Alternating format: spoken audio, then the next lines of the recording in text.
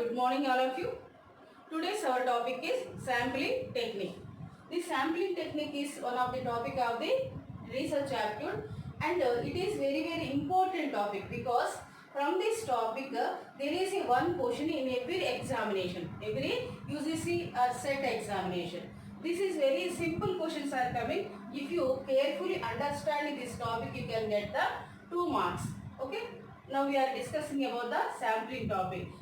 So what is the sampling? Actually we come to know about the sampling. Sampling is the conclusion of the population.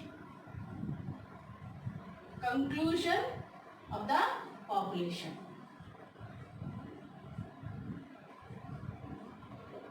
It means what? Sampling can give the information, can give the conclusion of characteristics of the whole population, because we cannot touch the whole population in the world, in the society, in the country. It is very difficult. So we are taking the sampling technique to get the information from the different sources. So we can get information easily and without difficult.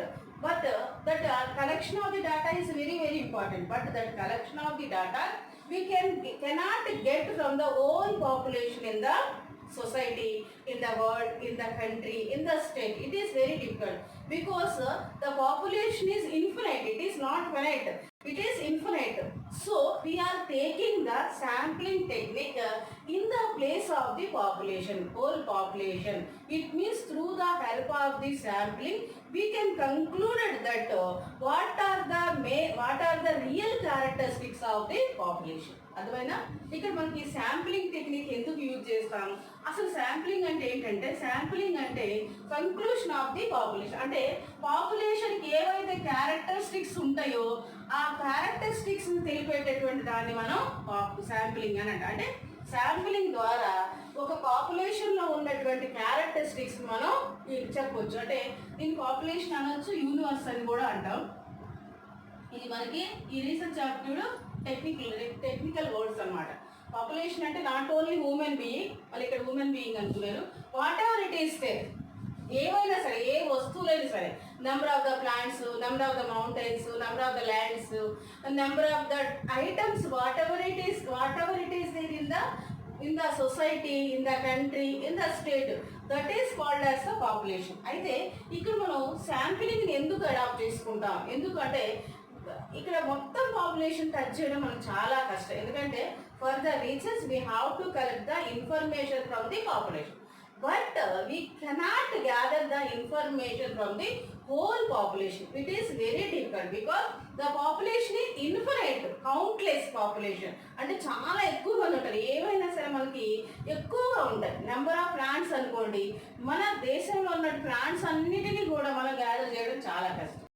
అలాగే number of items ఏమున్నా కానీ వాటి అన్నిటిని కూడా touch చేయడం చాలా కష్టం. అంటే ఎందుకంటే it is difficult to meet all the population, total population in the particular area.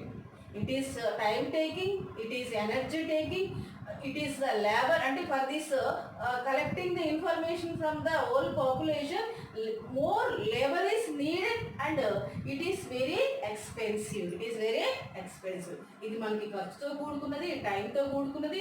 దీనికోసం ఇలాంటి క్యారెక్టరిస్టిక్స్ని మనం తెలుసుకోవాలంటే మనకి చాలా మనీ కూడా కావాలి. అంటే మనీ కావాలి, లేబర్ కావాలి.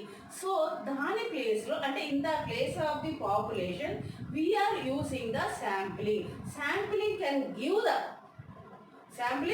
give the conclusion of the characteristics of the population. అంటే శాంప్లింగ్ ద్వారా ఒక పాపులేషన్లో ఎలాంటి లక్షణాలు ఉంటాయి అనే దాన్ని మనం ఈజీగా ఫైండ్ అవుట్ చేయొచ్చు. ఇక్కడ మీకు ఒక ఎగ్జాంపుల్ చెప్తాను. ఆ ఎగ్జాంపుల్ ద్వారా మీకు ఇంకా ఈజీగా అర్థమవుతుంది. అంటే ఇక్కడ మనం we want to purchase the quintal of the rice. But the quintal of the rice we cannot test. In that place we are taking the handful of the rice and we are testing that whether that is good for us or not. Then we satisfy by that handful of the rice, then we are ready to take the quintal of the rice. అంతేనా. మనం అంటే ఇక్కడ చాలా ఈజీగా చెప్పొచ్చు. అంటే మనం ఒక క్వింటాల్ బియ్యం తీసుకుందాం అనుకున్నాం అనుకో, క్వింటాల్ బియ్యంని మనం టెస్ట్ చేయడం మొత్తం తీసుకొని చూడడం అనేది మనకు వీలు కాదు. అందుకని మనం ఏం చేస్తాం, హ్యాండ్ఫుల్ ఆఫ్ రైస్ తీసుకొని చూస్తాం. దాంట్లో ఏ ప్రాబ్లం లేదు, దాంట్లో రాళ్ళు కానీ ఇంకేమన్నా లేవు అనుకోండి, మనకు సాటిస్ఫై అయింది హ్యాండ్ఫుల్ ఆఫ్ రైస్, సో మనం క్వింటాల్ ఆఫ్ రైస్ తీసుకుంటాం. ఇది మనం పాత సామెతే, ఒక పాత సామెత ఉంది. అంటే అన్నం మొత్తం ఉడికిందా లేదా అని చూడడానికి ఒక మెతుకుని టెస్ట్ చేస్తే సరిపోతుంది. ఒక మెతుకు ఉడికితే అన్నం మొత్తం ఉడికినట్టుగా మనం కంక్లూజన్కి వస్తాం. సో శాంప్లింగ్ కూడా అంతే. అంటే ఇక్కడ మనం టోటల్ పాపులేషన్ టచ్ చేయలేనటువంటి పరిస్థితుల్లో శాంప్లింగ్ టెక్నిక్ ద్వారా ఆ టోటల్ పాపులేషన్కి ఉన్నటువంటి క్యారెక్టరిస్టిక్స్ మనం ఐడెంటిఫై చేయొచ్చు, మనం తెలుసుకోవచ్చు అనే దాని మీద చెప్తాం. ఎందుకంటే through the sampling we can save the money, we can save the time, we can save the labour, we can save the energy. Easy అంటే it is easy to collect the information from the population. Then you can give the information about the whole population in the society, in the country, in the state. మీరు ఎక్కడి నుండి తీసుకున్నారో ఆ సంగతి. అంటే ఇక్కడ మనకి for example total teenagers characteristics in the country అని మనం ఒక ఇన్ఫర్మేషన్ కలెక్ట్ చేస్తున్నాం. అంటే total teenagers characteristics in the country, teenagers characteristics అనే దాని మీద మనం రీసెర్చ్ చేసినప్పుడు మన కంట్రీలో ఉన్న అందరు టీనేజర్స్ని మనం టచ్ చేయాల్సిన అవసరం లేదు. అందరు టీనేజర్స్ దగ్గర నుంచి వాళ్ళ క్యారెక్టరిస్టిక్స్ ఎలా ఉంటాయి అనే దాని మీద ఇన్ఫర్మేషన్ గ్యాదర్ చేయని అవసరం లేదు. ఒక ఏరియాని తీసుకొని మనకి అంటే అవైలబుల్గా ఉన్నట్టు ఒక ఏరియాని తీసుకొని ఆ ఏరియా నుండి టీనేజర్ యొక్క క్యారెక్టరిస్టిక్స్ ఎలా ఉంటాయి, వాళ్ళు ఎలా బిహేవ్ చేస్తారు, వాళ్ళు ఏం థింక్ చేస్తారు అనే దాన్ని మనం ఇన్ఫర్మేషన్ గ్యాదర్ చేసినట్లయితే అంటే that characteristics we can apply for the whole population. అంటే which characteristics he found we gathered from the particular area from the single area as a sampling, that characteristics we can apply on the whole population in that country. మొత్తం కంట్రీలో ఆ teenage characteristics ఇలా ఉంటాయని మనం చెప్పగలం. ఎందుకంటే teenagers characteristics ఏ ప్లేస్లో ఉన్నా కానీ ఆల్మోస్ట్ ఆల్ ఒకేలాగా ఉంటాయి. సో ఇది మనకి శాంప్లింగ్ టెక్నిక్. అయితే ఇక్కడ క్వశ్చన్స్ ఎలా ఇస్తున్నాడు అనేది నేను టాపిక్లోకి వెళ్ళిన తర్వాత చెప్తాను. సో శాంప్లింగ్ అంటే అర్థమైంది కదా. శాంప్లింగ్ అంటే సింపుల్గా ఏంటంటే conclusion of the whole population, conclusion of the characteristics of the whole population. అయితే మనకి శాంప్లింగ్ అనేది 2 టైప్స్గా ఉంటుంది. Probability sampling, non probability sampling.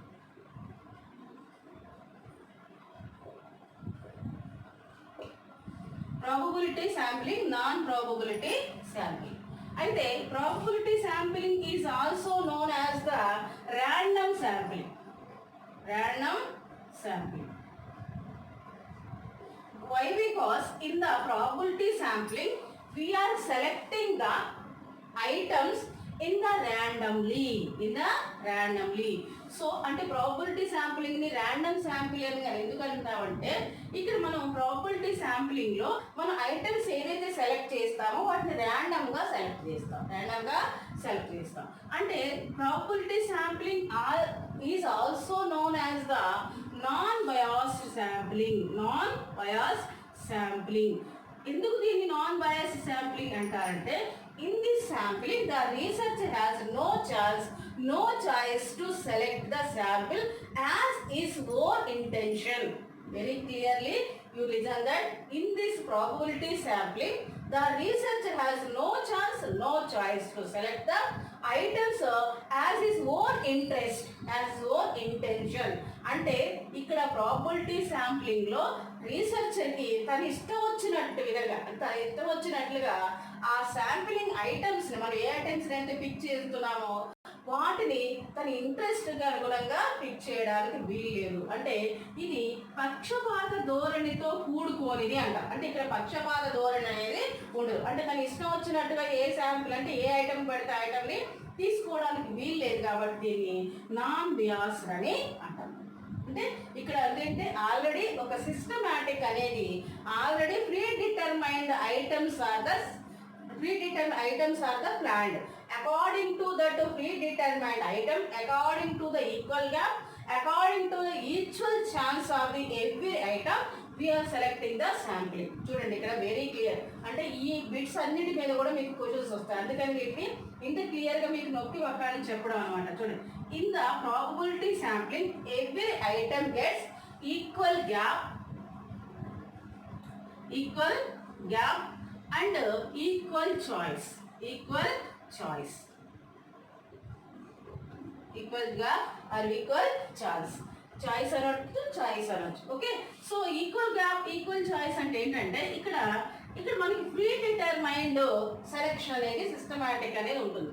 ఎలా అంటే if you select the first sample, then you are taking the gap in between the 4, then you are selecting the 5th. Again you have to select the 10th, again you have to select the 15th, again you have to select the 20th. చూడండి, in every item between there is a equal gap.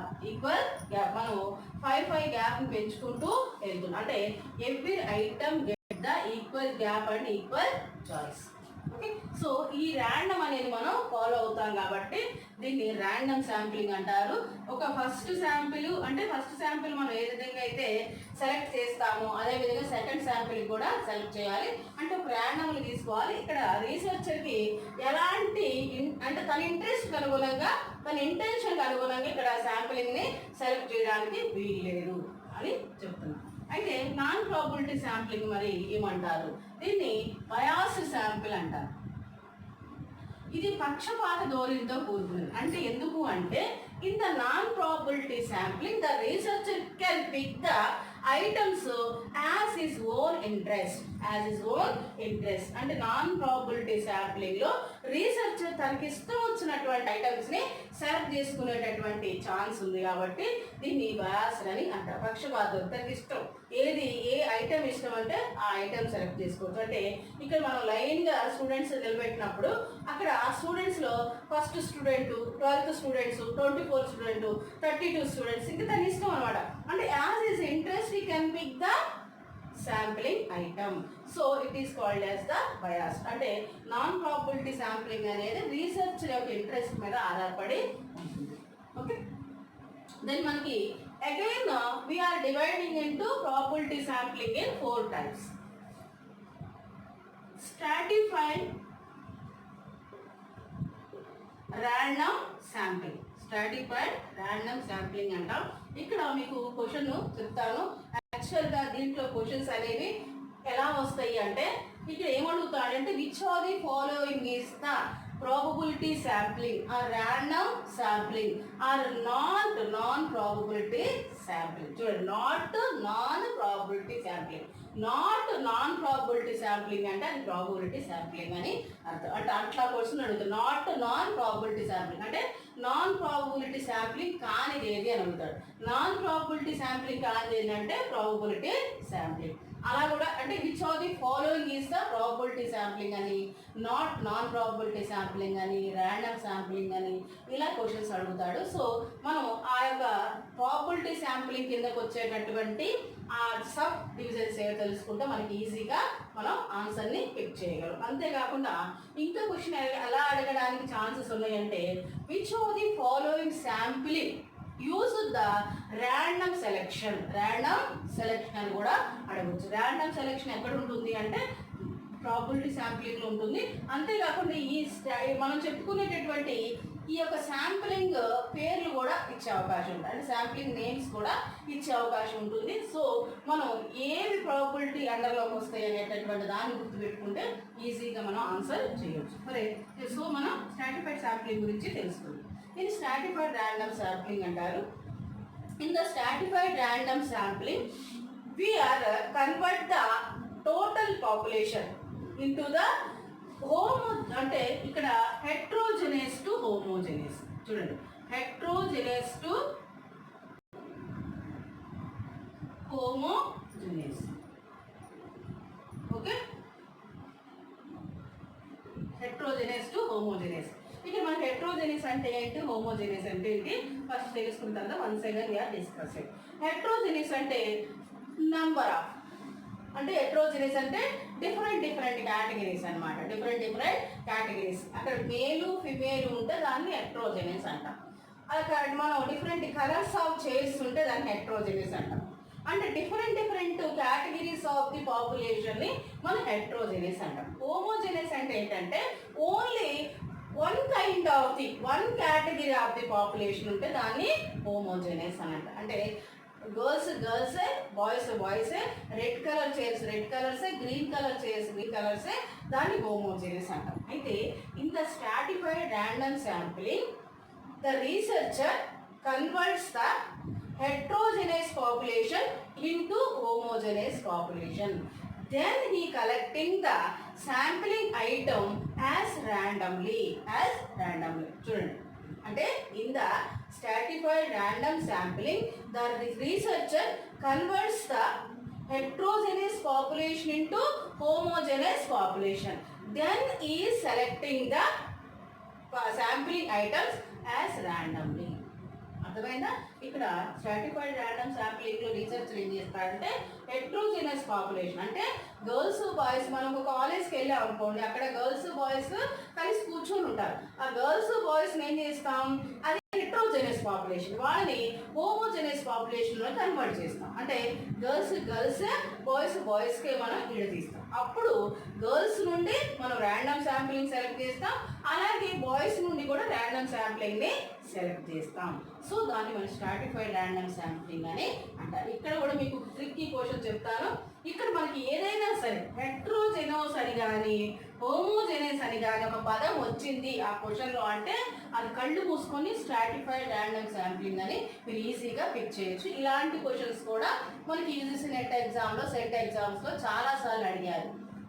అంటే stratified random sampling అనగానే మనకు గుర్తు రావాల్సింది ఏంటంటే heterogeneous are homogeneous. అంటే మనం ఒక కాలేజ్కి ఒక స్టూడెంట్స్ బిహేవియర్ని తెలుసుకోవడానికి వెళ్ళామనుకోండి, అప్పుడు అక్కడ స్టూడెంట్స్ అందరు కూడా కూర్చొని ఉంటారు. అంటే వాళ్ళు మేలు అందరు కూడా కలిసి కూర్చొని ఉంటారు. అప్పుడు మనం ఏం చేస్తాం, మేలే డివైడ్ చేస్తాం, ఫిమేలే డివైడ్ చేస్తాం. అక్కడ మనం ర్యాండమ్, మీరు ఏ ర్యాండమ్ అయితే అంటే 1, 5, 10, 15 అలా మనం ఏ విధంగా అయినా సరే మనం ర్యాండమ్ ఏదైతే మనం ఫిక్స్ చేసుకొని ఉన్నాం ముందుగానే ఆ ఫిక్సేషన్ ప్రకారంగా సెలెక్ట్ చేయడం అనేది జరుగుతుంది. సో ఇక్కడ స్ట్రాటిఫైడ్ ర్యాండమ్ శాంప్లింగ్ అంటే హెట్రోజెనస్ పాపులేషన్ నుండి హోమోజెనస్ పాపులేషన్గా మనం కన్వర్ట్ చేసి తర్వాత ఒక్కొక్క పాపులేషన్ నుండి మనం ఈక్వల్ ఐటమ్స్ అంటే ర్యాండమ్ ఐటమ్స్ని సెలెక్ట్ చేస్తాం. Next second one systematic sampling.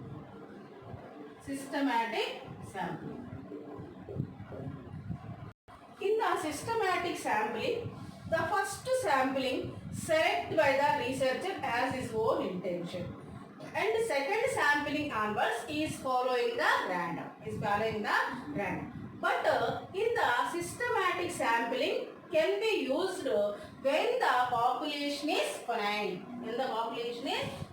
ఈ కొన్ని గుర్తుపెట్టుకోవాలి మనం, కొన్ని సెంటెన్స్ అంటే కొన్ని వర్డ్స్ని గుర్తుపెట్టుకోవాలి. చూడండి, in the systematic sampling the researcher select the first sample has his own intention and second sampling onwards is using the random selection. But when we are using the systematic sample means that population is finite. అంటే ఆ finite అంటే ఏంటంటే లెక్కించగలిగినటువంటి population ఉన్నప్పుడు మాత్రమే మనం systematic sampling use చేస్తాం. Systematic శాంప్లింగ్లో ఏముంటుంది, first sample తన ఇష్టం వచ్చింది సెలెక్ట్ చేసుకుంటాడు, సెకండ్ శాంపిల్ నుండి ర్యాండమ్ని యూజ్ చేయడం జరుగుతుంది. సిస్టమాటిక్ శాంప్లింగ్లో ఇంకొక విషయం కూడా ఉంటుంది ఏంటంటే when you are using the systematic sample, you are arranging the population as a descending order or ascending order. చూడండి, ఇక్కడ సిస్టమాటిక్ శాంప్లింగ్ యూజ్ చేస్తున్నప్పుడు మనం పాపులేషన్ని డిసెండింగ్ ఆర్డర్లో కానీ అసెండింగ్ ఆర్డర్లో కానీ మనం అరేంజ్ చేసుకొని అప్పుడు సిస్టమాటిక్ శాంప్లింగ్ అప్లై చేయాల్సి ఉంటుంది. అంటే when we are applying the systematic sampling on the population, first of all you have to arrange the population into the ascending order or descending order. అని చిన్న నుంచి పెద్ద వరకు లేదా పెద్ద నుండి చిన్న వరకు ఒక అరేంజ్మెంట్లో వాళ్ళని ఆ స్టూడెంట్స్నో లేకపోతే మనం ఏ ఐటెంలో తీసుకున్నామో ఆ ఐటమ్స్ని వాళ్ళ సైజ్ ప్రకారంగా వాళ్ళ ఏజ్ ప్రకారంగా ఆ ఉన్నటువంటి వెయిట్ ప్రకారంగా అరేంజ్ చేసిన తర్వాత మనం సిస్టమాటిక్ శాంప్లింగ్ని అప్లై చేయడం జరుగుతుంది. సిస్టమాటిక్ శాంప్లింగ్లో 2 విషయాలు గుర్తుపెట్టుకోవాలి.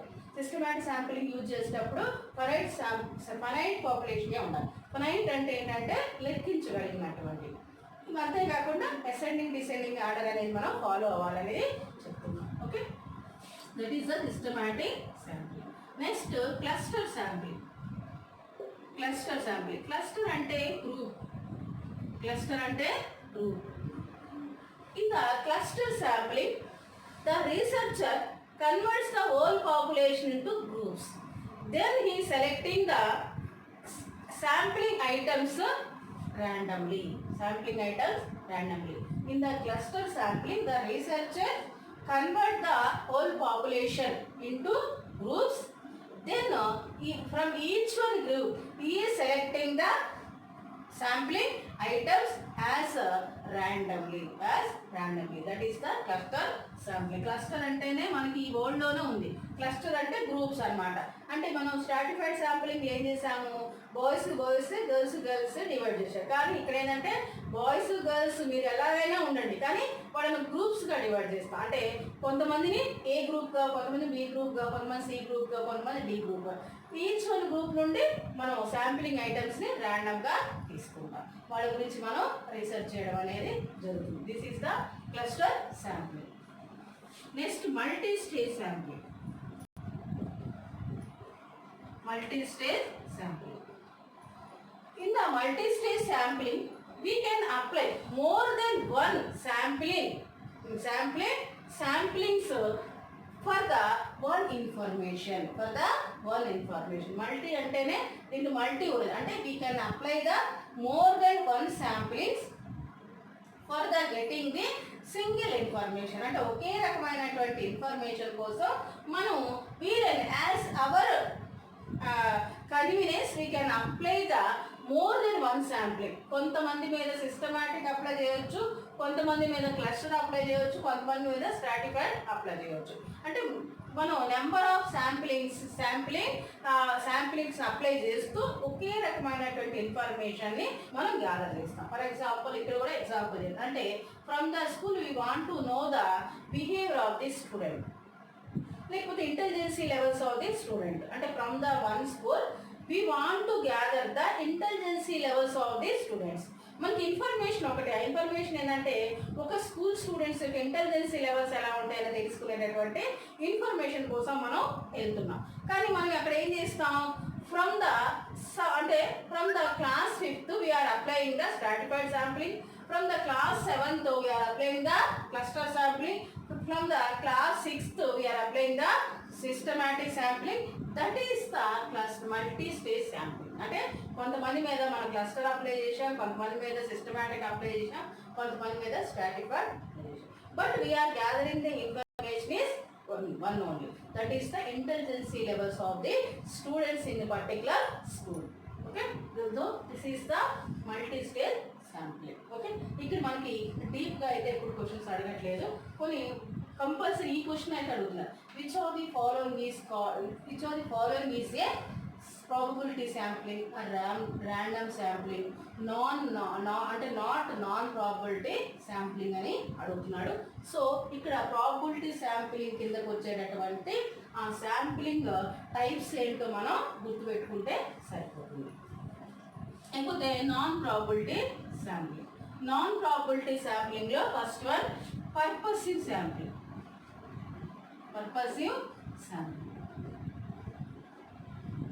In the purposive sampling, what type of information you are gathering? That information must be support your research work. That is the purposive sampling. చూడండి ఇక్కడ very clear that what information you are gathering, that information must be support for your research work is called the purposive. అంటే ఇక్కడ purposive లోనే ఉంది. అంటే మీరు ఇన్ఫర్మేషన్ని ఎక్కడి నుండి కలెక్ట్ చేశారు, ఏం కలెక్ట్ చేశారు అనేది అక్కడ క్వశ్చన్ కాదు. That is the nothing but that information must be support for hour research work. అంటే which purposely we are gathering the information, that purpose must be fulfilled. That is the purposive sampling. అంటే ఇక్కడ మనకి purposive శాంప్లింగ్లో రీసెర్చ్కి ఇక్కడ మనకి full choice అనేది ఉంటుంది అనుకున్నాం కదా. సో రీసెర్చర్ ఏం చేస్తారు అంటే తను ఇష్టం వచ్చినటువంటి ఇన్ఫర్మేషన్ తన ఇష్టానికి అనుగుణం అంటే ఇన్ఫర్మేషన్ని తనకి ఏ ఇన్ఫర్మేషన్ వీలైతే ఆ ఇన్ఫర్మేషన్ గ్యాదర్ చేస్తాడు. దాన్ని తన అంటే ఇన్ఫర్మేషన్ గ్యాదర్ చేసి ఆ ఇన్ఫర్మేషన్ని తన రీసెర్చ్ వరకు యూజ్ చేసుకుంటాడు. కానీ ఏ ఇన్ఫర్మేషన్ అయితే తను గ్యాదర్ చేశాడో ఆ ఇన్ఫర్మేషన్ అనేది తన రీసెర్చ్ వరకే యూజ్ కావాలి. అంటే ఇక్కడ మనం ఎడ్యుకేషనల్ ప్రాసెస్లోనే చూద్దాం. Intellectual levels of the students in Indian schools అంటే ఇండియన్ స్టూడెంట్స్ అని intellectual levels of the children in Indian students అని మనం ఒక రీసెర్చ్ వర్క్ చేస్తున్నాం. ఇక్కడ మనం ఇండియన్ స్టూడెంట్స్ అంటున్నాం. వాళ్ళు అంటే ఆ ఇన్ఫర్మేషన్ని తన స్కూల్స్ నుంచి గ్యాదర్ చేయొచ్చు, లేకపోతే కాలేజ్ నుంచి గ్యాదర్ చేయవచ్చు, లేదా హైయర్ ఎడ్యుకేషన్ చదువుకునేటటువంటి స్టూడెంట్స్ నుంచి కూడా గ్యాదర్ చేయవచ్చు. ఎందుకంటే మనం పర్టికులర్గా అక్కడ ఏం చెప్తున్నాము, intellectual levels of the children in school education అంటే మనకి ఇక్కడ మీద ఇండియన్ స్కూల్స్ అని చెప్తున్నాం. ఇండియన్ స్కూల్స్ ఇండియన్ స్టూడెంట్స్ అని చెప్పినప్పుడు మనం ఎక్కడి నుంచైనా ఇన్ఫర్మేషన్ అనేది గ్యాదర్ చేయవచ్చు, ఏ కేటగిరీ నుంచైనా గ్యాదర్ చేయవచ్చు. But that information must be support to our research work. ఆ రీసెర్చ్ వర్క్కి మనకి అది యూజ్ కావాలి. ఆ యూస్ఫుల్ ఇన్ఫర్మేషన్ మనం ఎక్కడి నుంచైనా ఏ స్టూడెంట్స్ దగ్గర నుంచైనా మనం గ్యాదర్ చేయాలి. స్కూల్ లెవెల్ నుంచి గ్యాదర్ చేయండి, ఇంటర్మీడియట్ లెవెల్ నుంచి గ్యాదర్ చేయండి, లేదా డిగ్రీ లెవెల్ నుంచి గ్యాదర్ చేయండి. ఇండియన్ స్టూడెంట్స్ యొక్క ఇంటలెక్చువల్ లెవెల్స్ అనేటటువంటి టాపిక్ అది సూట్ కావాలి. Okay, so that is the purposive sampling. Next judgemental sampling. Judgmental sampling. In the judgmental sampling, the researcher use his knowledge and his experience for his research work. That is the judgmental sampling. Judgmental sampling చూడండి అంటే in the judgmental sampling, the researcher can use his own experience and his own knowledge for his research work. అంటే ఇక్కడ judgement శాంప్లింగ్లో తన research వర్క్కి తనకు own ఎక్స్పీరియన్స్ని own నాలెడ్జ్ని use చేయవచ్చు. ప్రత్యేకంగా అంటే తనకి ఏదైనా ఒక ఫీల్డ్ మీద నాలెడ్జ్ ఉన్నదనుకోండి, దాన్ని తన రీసెర్చ్ వర్క్కి వాడుకోవచ్చు.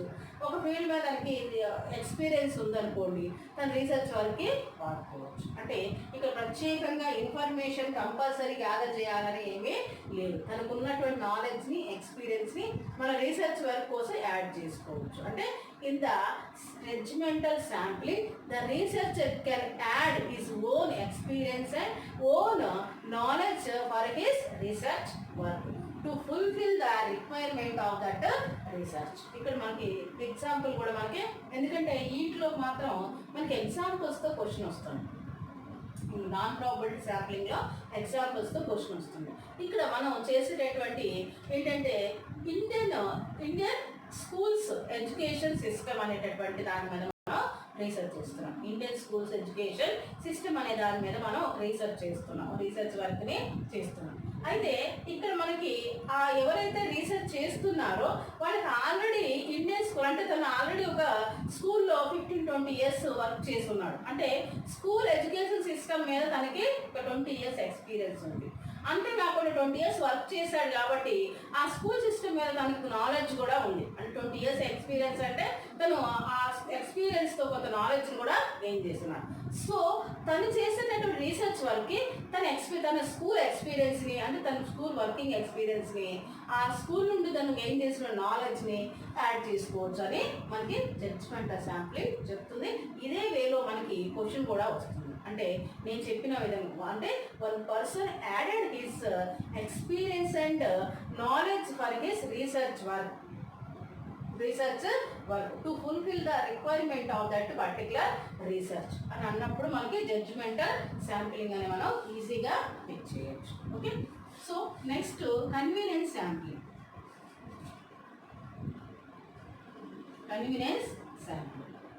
ఇక్కడ కన్వీనియన్స్ శాంప్లింగ్లో మీకు ఒక విషయం చెప్పాలి. అంటే which is convenient for the researcher, that source, that place, that information he can collect for his research work.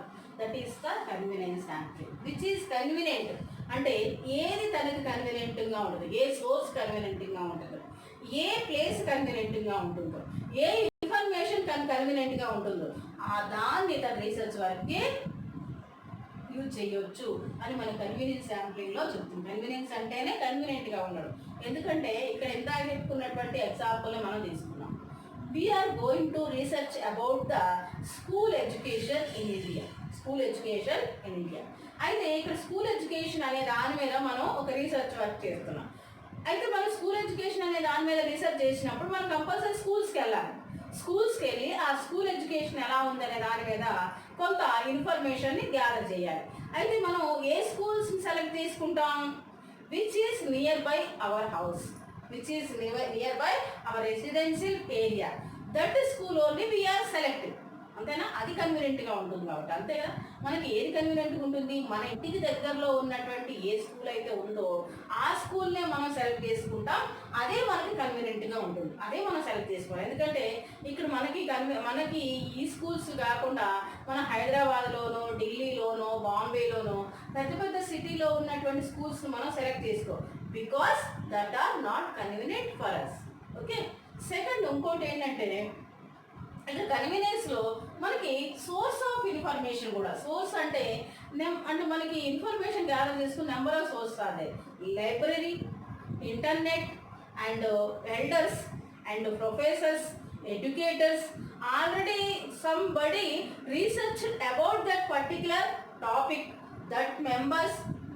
These are the number of the sources and also area అంటే peoples ideas also one of the source. ఈ source అన్ని కూడా మనకి రీసెర్చ్కి ఉపయోగపడతాయి. కానీ ఈ సోర్స్లో among this all the sources we are selecting which is convenient for us. అంటే మనకి లైబ్రరీ నుండి మనం ఇన్ఫర్మేషన్ గ్యాదర్ చేయొచ్చు, లేకపోతే మనకంటే పెద్దవాళ్ళు ఉంటారు ఎల్డర్స్, వాళ్ళ నుండి మనం ఇన్ఫర్మేషన్ గ్యాదర్ చేయొచ్చు. ఎడ్యుకేటర్స్ ఉంటారు, మంచి ప్రొఫెసర్స్ ఉంటారు, వాళ్ళ నుండి ఇన్ఫర్మేషన్ గ్యాదర్ చేయవచ్చు. ఇంటర్నెట్ నుండి ఇన్ఫర్మేషన్ గ్యాదర్ చేయవచ్చు, లేదా సొసైటీ నుండి కూడా మనం ఇన్ఫర్మేషన్ గ్యాదర్ చేయొచ్చు. కానీ మరి ఇదంతా కూడా మనం ఏది తీసుకుంటాం దీంట్లో? Which is convenient. ఇది మనకి కన్వీనియంట్గా ఉంటుంది. మన కన్వీనియంట్కి ఇప్పుడు ఉన్నటువంటి అంటే రీసెర్చ్ చేసే వాళ్ళు ఇప్పుడు ఏదైతే రీసెర్చ్ చేస్తున్నారో, యంగ్ జనరేషన్ ఏదైతే రీసెర్చ్ చేస్తున్నారో వాళ్ళు దేన్ని ఎక్కువగా యూజ్ చేసుకుంటున్నారంటే ఇంటర్నెట్. అదే వాళ్ళకు ఉన్నటువంటి బెస్ట్ సోర్స్ అనమాట. అది చాలా కన్వీనియంట్గా ఉంటుంది. ఇట్లా మొబైల్లో కొట్టగానే అలా ఇన్ఫర్మేషన్ వస్తుంది, ఇలా ల్యాప్టాప్లో కొట్టగానే ఇలా ఇన్ఫర్మేషన్ వస్తుంది. ఆ ఇన్ఫర్మేషన్ని వాళ్ళు ఎక్కువగా తీసుకుంటారు, ఎందుకంటే అదే వాళ్ళకి కన్వీనియంట్గా ఉంటుంది. కానీ దట్ ఈస్ నాట్ ఏ అంటే relevant information for hour research. అంటే కన్వీనియంట్ వచ్చింది కాబట్టి నేను చెప్తున్నాను, ఎవరైతే రీసెర్చ్ చేస్తారో అంటే మనకి ఇంటర్నెట్ ద్వారా మనం ఇన్ఫర్మేషన్ గ్యాదర్ చేసేది రిలవెంట్గా ఉంది. అంటే మన ఇంటర్నెట్ ద్వారా కూడా ఇన్ఫర్మేషన్ గ్యాదర్ చేయొచ్చు, but when we are taking the actual information from the society, మనం యాక్చువల్ ఇన్ఫర్మేషన్ అనేది సొసైటీ నుండే తీసుకోవాలి. అంటే సొసైటీలో ఉన్న peoples ideas, peoples opinions, peoples thoughts are the actual information of our research.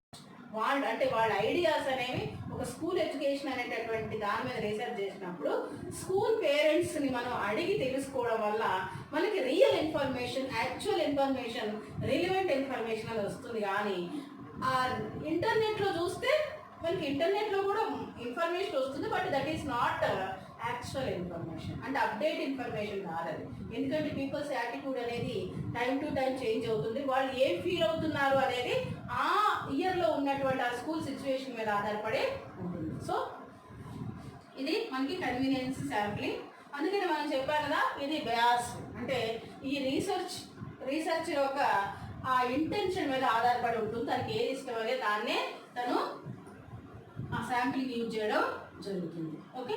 Next quota sampling. Quota sampling అంటే quota అంటే మనకు తెలుసు అమౌంట్ అన్నమాట. కోటా అంటేనే amount. For the selection of the sampling, for the selection of the information, the researcher fix the some amount, and a fix the amount, and according to that amount only enumerator collecting the information. ఈ ఎనామరేటర్స్ ఎవరు అంటే ఎనామరేటర్స్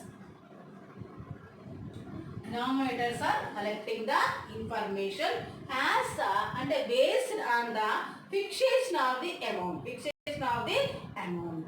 It means what? If they use more than the fixation of the amount, they have to put from his own packet. Okay? అంటే మనం ఇక్కడ quota sampling అంటే ఏంటంటే in the quota sampling the researcher fixed the particular amount for the gathering the information and the enumerators collecting the information based on the fixation of the amount. If they used more than that fixation of the amount, they have to pay from their pocket. That is the quota sample. మీకు అర్థమై ఉంటుంది. ఇక్కడ మనకి researcher ఏం చేస్తాడంటే ఒక information gather చేయడానికి ఇంత అమౌంట్ అని ఫిక్స్ చేస్తాడు.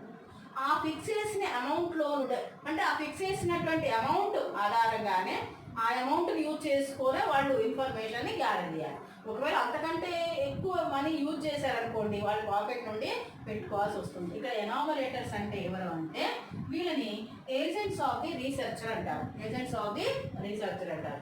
ఇక్కడ కూడా మనకి ఇక్కడ మనకి పిహెచ్ చేయడానికి 2 దారులు ఉన్నాయి. ఒకటి ఏంటంటే జేఆర్ఎఫ్, ఇంకొకటి మనకి నెట్ క్వాలిఫైడ్ అయ్యి మనం నెట్ ద్వారా పిహెచ్డి ఎంట్రన్స్ రాసి పిహెచ్డి ఎంట్రన్స్లో క్వాలిఫై అయితే మనకి పిహెచ్డి వస్తుంది. చూడండి, అంటే దీన్ని ఎంట్రన్స్ ద్వారా వెళ్ళడం అంటారు. మనకి పిహెచ్డి చేయడానికి మనకి 2 వేలు ఉంటాయి. ఒకటి ఏంటంటే మీరు ఈ నెట్ ఎగ్జామినేషన్లో రాస్తే నెట్ ఎగ్జామినేషన్ రాసినప్పుడు ఏంటంటే ఒక ఫస్ట్ 15%ని జేఆర్ఎఫ్కి సెలెక్ట్ చేస్తారు.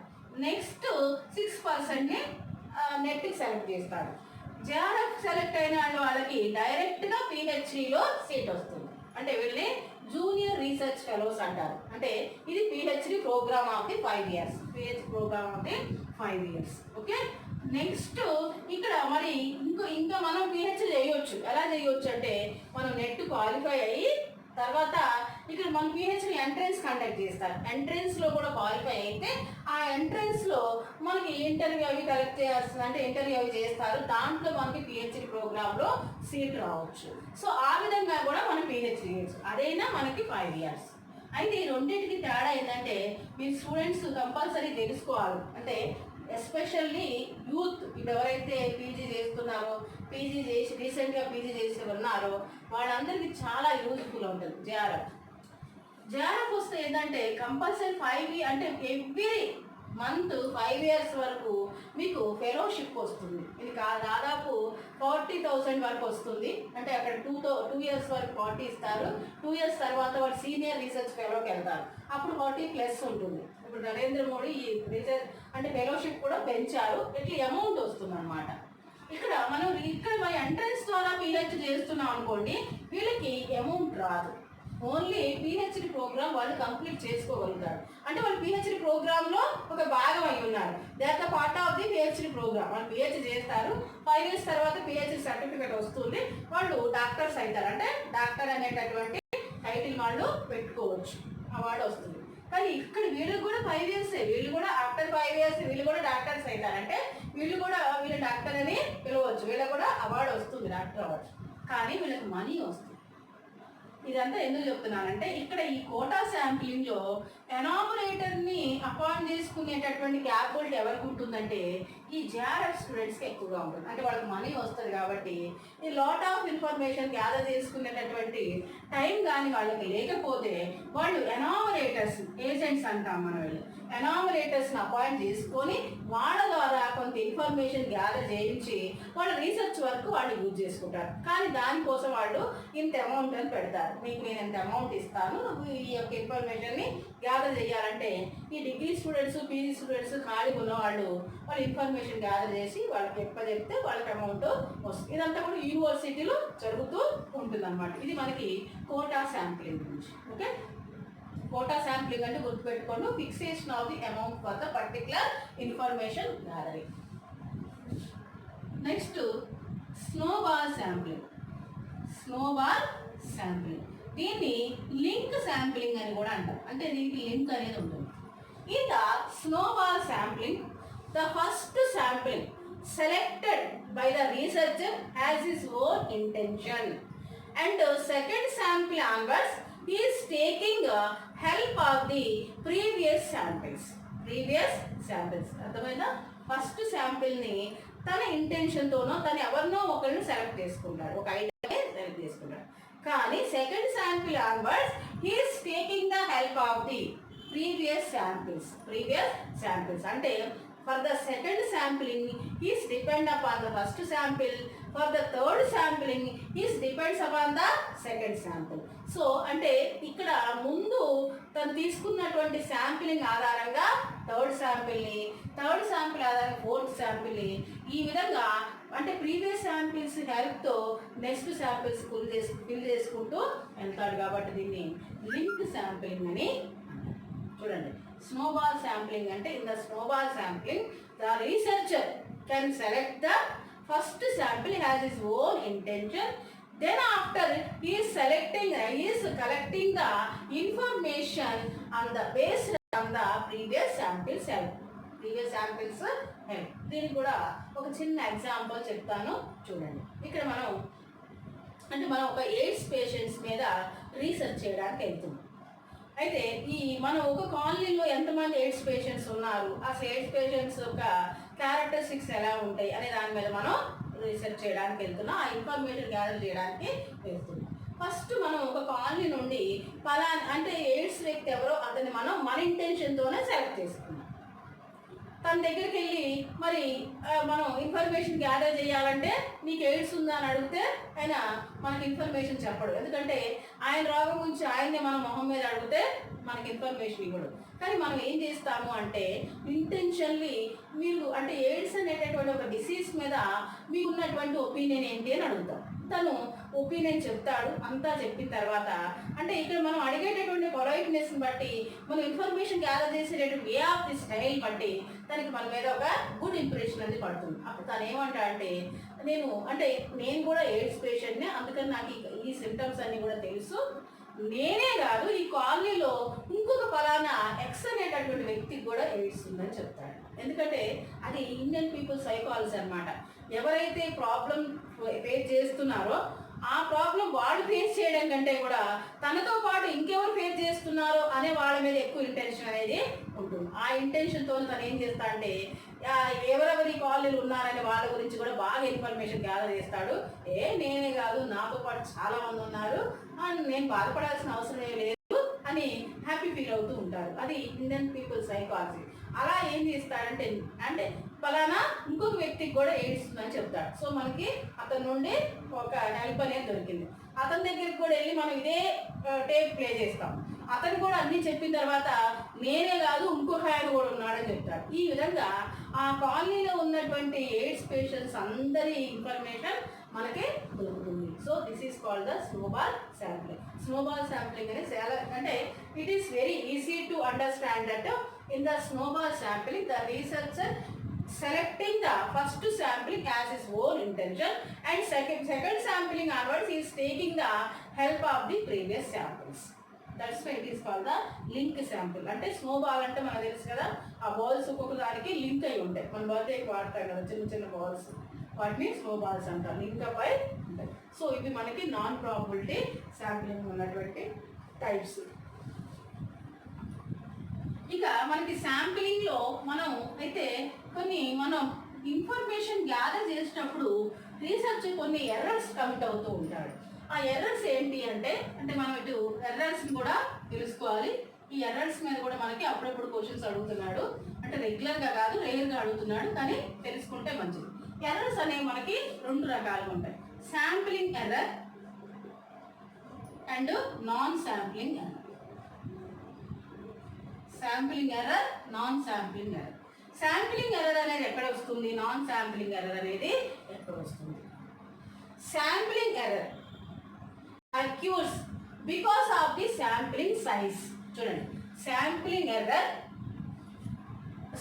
Error took place because of the sampling size. అంటే శాంప్లింగ్ సైజ్ని మనం తగ్గించడం వల్ల, అంటే శాంప్లింగ్ వల్ల వచ్చేటటువంటి దాన్ని శాంప్లింగ్ ఎర్రర్ అంటారు. అంటే ఇది శాంపుల్ మనం సెలెక్ట్ చేసేటటువంటి శాంప్లింగ్ ద్వారానే శాంప్లింగ్ ఎర్రర్ అనేది వస్తుంది బికాస్ ఆఫ్ ది సైజ్ అని చెప్పుకున్నాం కదా. ఈ సైజ్ ఎలాగో చూద్దాం. అంటే when we are taking the number of items more, then we can decrease the sampling error. చూడండి, if you decrease the sampling size, then automatically it increase the sampling error. Opposite వేలో నడుస్తుంది. If you decrease the sampling size, చాలా కేర్ఫుల్గా వినండి, దీని మీదనే మనకు question వస్తుంది. When you are decreasing the sampling size, you can అంటే your sampling error is increase. Sampling error is increase అంటే మనం శాంప్లింగ్ సైజుని తగ్గిస్తూ వచ్చినప్పుడు ఆటోమేటిక్గా శాంప్లింగ్ ఎర్రర్స్ అనేవి పెరుగుతూ వస్తాయి. అంటే మనకి పాపులేషన్ ఉన్నది, ఇక్కడ మనకి 1000 పాపులేషన్ ఉందనుకోండి. 1000 పాపులేషన్కి కేవలం మనం 10 శాంప్లింగే తీసుకున్నాం అనుకోండి, 10 శాంప్లింగ్ సైజే తీసుకున్నాం అనుకోండి, దెన్ ఎర్రర్ బాగా ఉంటుంది. ఎందుకంటే we are leaving the number of persons, number of items, అంటే మనం చాలా మందిని వదిలేస్తున్నాం. అంటే which we are leaving that can be different characteristics. వేటినైతే మనం వదిలిపెడుతున్నామో వాళ్ళు డిఫరెంట్ క్యారెక్టరిస్టిక్స్ ఉండొచ్చు కదా. సో దానివల్ల మనకి ఎర్రర్ అనేది కనపడుతుంది. ఓకే, అదే 1000 పాపులేషన్ దగ్గర మనం 100 తీసుకున్నాం అనుకోండి, 100 తీసుకున్నప్పుడు మనకి శాంప్లింగ్ ఎర్రర్ అనేది కొంత తగ్గుతుంది. అంటే we are touching the more items. 10కి 100 చాలా తేడా ఉంది కదా, చాలా మందిని ఇక్కడ టచ్ చేస్తున్నాం కాబట్టి చాలా రకాలైన క్యారెక్టరిస్టిక్స్ మనకి తెలుస్తాయి. ఎక్కువ క్యారెక్టరిస్టిక్స్ని, డిఫరెంట్ క్యారెక్టరిస్టిక్స్ని మనం ఇన్ఫర్మేషన్గా గ్యాదర్ చేస్తే శాంప్లింగ్ సైజ్ అనేది ఆటోమేటిక్గా తగ్గుతూ వస్తుంది. అదే మన రీసెర్చ్లో ఉన్నటువంటి హానెస్టీ, సిన్సియారిటీ అనే దాంట్లో టాపిక్లో మనం దీని గురించి డిస్కస్ చేద్దాం. మనకి ఇప్పుడున్న రీసెర్చర్ ఏం చేస్తారంటే ఇదే తీసుకుంటారు, 10 తీసుకుంటారు. అందుకని ఆ రీసెర్చ్ అనేది అంత రిలివెంట్గా యాక్చువల్గా ఉండదు. మరి నాన్ శాంప్లింగ్ ఎర్రర్ అనేది ఎలా ఉంటుంది? Non sampling error occurs because of the other reasons like data collection.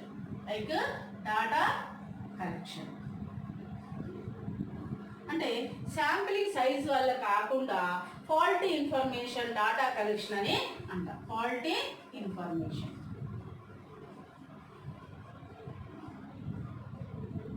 Statistical measurement.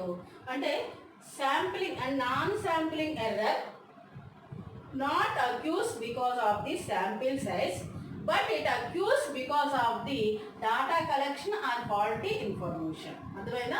ఇక్కడ నాన్ శాంప్లింగ్ ఎర్రర్ అనేది శాంప్లింగ్ సైజ్ వల్ల రాదు. It is occurring not because of the sampling. అంటే శాంప్లింగ్ సైజ్ వల్ల రాదు, కానీ దేని వల్ల వస్తుందంటే డాటా కలెక్షన్లో మనం చేసేటటువంటి మిస్టేక్స్ వలన లేదా ఫాల్టీ ఇన్ఫర్మేషన్ వల్ల. అంటే మనము ఇన్ఫర్మేషన్ తీసుకునే విధానంలో తప్పు చేయడం వల్ల.